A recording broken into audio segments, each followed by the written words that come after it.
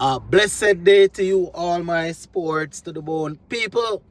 We are back at it again. Yes, my viewers and subscribers, another video.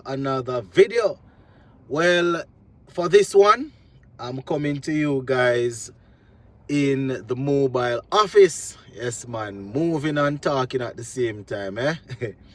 Gonna talk a little bit about some information that CWI sent out earlier today.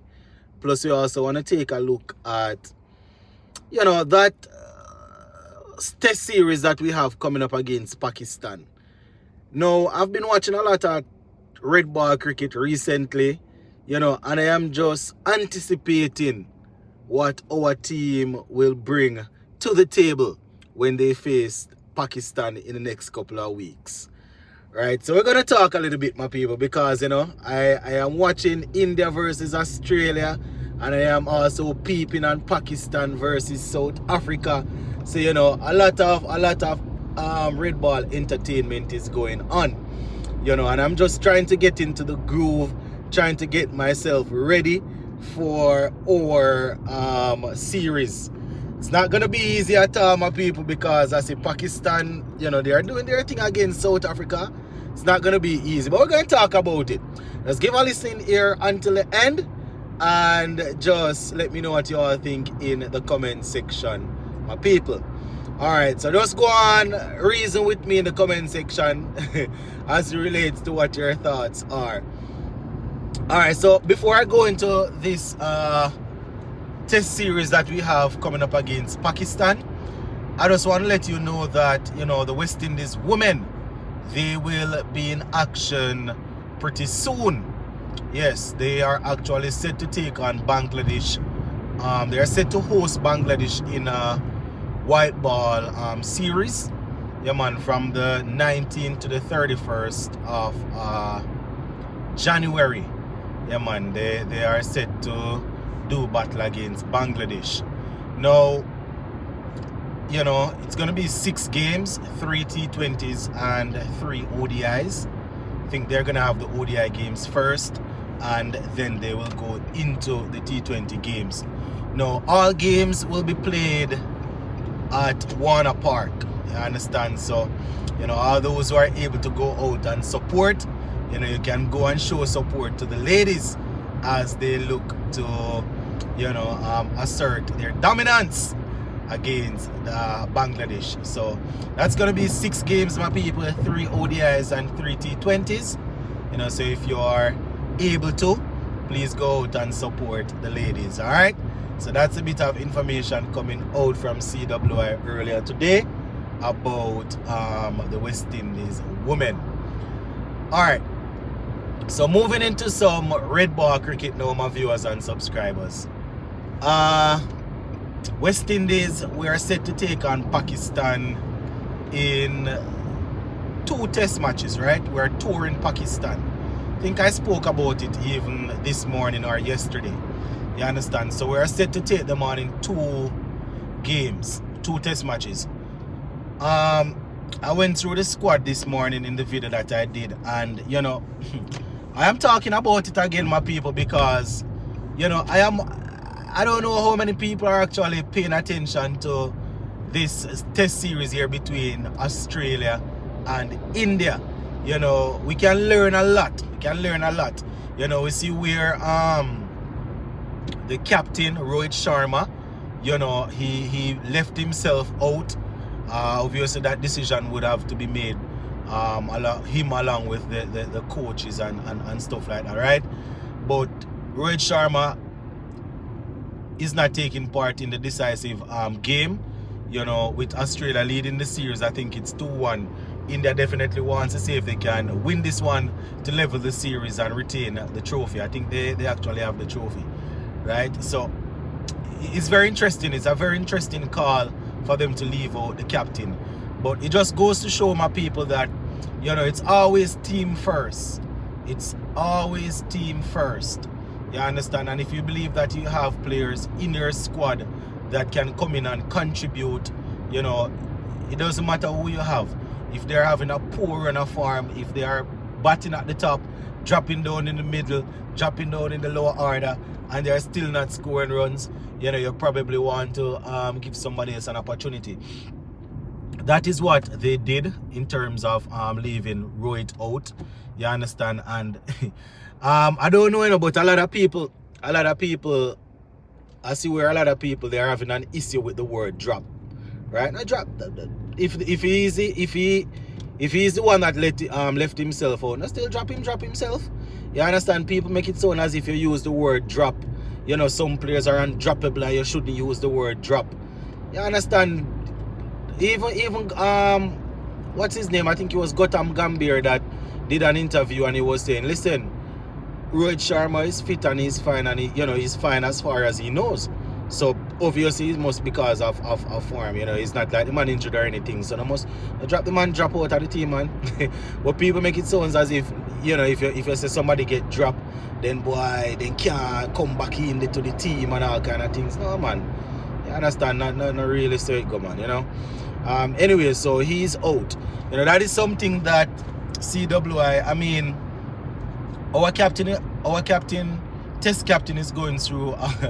He has been going through a long phase, my people, of, you know, bad performances and stuff, you know. We probably don't readily have guys that can come in with 4 or 5 test centuries, averaging 37 and them thing. We probably don't have those type of guys to replace him. But you know, this is something that we can learn from this series, that it's always team first, and sometimes you can shake the pod a little bit to see, you know, how it goes. But one thing we know is that, you know, in a 2-match series, you retain a man as a captain. I've been saying it for a while. You retain a man as a captain. You know, it's obvious that for the 2-match series, you're going to play him in both games. It's not like a long 5-match series and, you know, things not going well and you say, all right, let's try something else. You know, especially you're going on tour. You're going on tour with a team that is unsettled. No matter how much your captain not producing, I guess they're going to keep him. But that is something that, you know, we can take from that it's always team first. You understand? Even if it has to be, even if we have to take a look at the leader in some form of way, you know, in some way, shape or form. So that is something. The next thing, my people, is character. You understand? Character and owning the you know, owning the fact that you got the opportunity, owning that opportunity. You understand? We see this youngster here from Australia, Sam, right? You know, he's doing a lot of talking out there, and a lot of people saying that they want them to quiet him down. Boomerang needs to take care of him, is what they are saying. But you know, I guess I've always said that culture is a hell of a thing. You know, you see, when you're a part of a culture, you understand, even if that's not your personality, you tend to lean towards what's happening, you know, or what you're surrounded by. So him coming in as a 19-year-old, my people, you know, he's definitely going to try and you know, do what is, you know, follow what is happening around him. You know, so if we can even look at our own team, my peeps. You understand? Obviously we don't have a culture of people wanting to prioritize international cricket anymore. You know, mostly just the guys that are trying their best to get red ball contracts. Those who can do a little thing or two in white ball cricket, all of them trying to take their game to a level where they can get T20 contracts. And I can't knock anybody, you know, because, you know, even Kane Williamson, who is still one of the best we have going around where red ball cricket is concerned, recently indicated that, listen, his aim right now is to step aside or step back from you know, red ball cricket and see if he can get some opportunities out there where franchise cricket is concerned. So I'm not saying that our guys should not take the opportunity.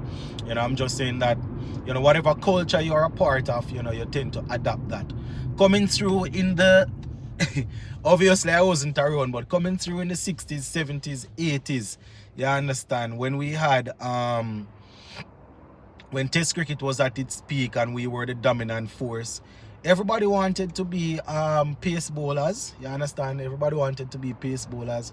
Everybody wanted to be this Viv Richards, swashbuckling, and everybody wanted to be Lara. All of them things. You understand? So, you know, that was just the culture. The culture has shifted, and all of this came in when the Stanford, I think it's Alan Stanford, the guy, his name is, you know, when the whole T20 thing came in back in, it was probably 05, 6, 7, probably 06, 07, when it really started to become popular, this T20 thing.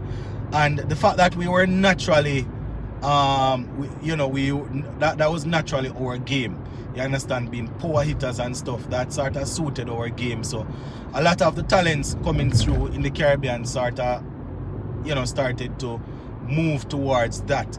You know, we saw people like Dwayne Smith, Chris Gale, you understand, all of these guys, the Pollard, you know, the Bravos, all of them guys, that they were always entertainers. They were always guys that, you know, they were always good at the white ball game. But when cricket, when the whole franchise thing started to become more lucrative, you know, they started to shift towards that. So you will find that how guys were looking at our cricket in the 70s and the 80s and the early 90s, they're not looking at it like that anymore. You know, we don't really see anybody trying to be Shandopal. You understand? We don't see anybody trying to be Shandopal or anything like that. Everybody wants to, you know, majority of the youngsters coming through, you know, they want to be that sort of player. And you can understand, because even in our regular day-to-day work jobs, you understand, we are always going to look for opportunities that is better.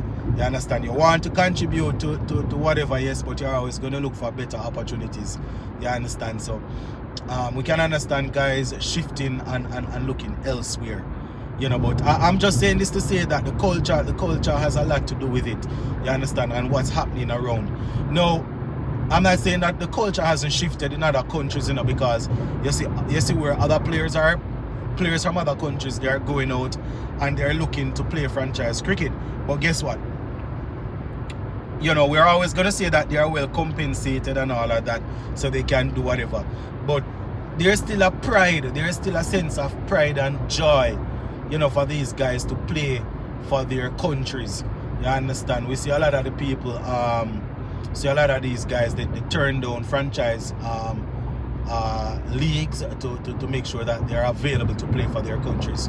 You know, again, people are going to say that, well, they are better paid than our players. We understand that, you know, but that is the situation that we are in, my people, and we just have to work with it, you know.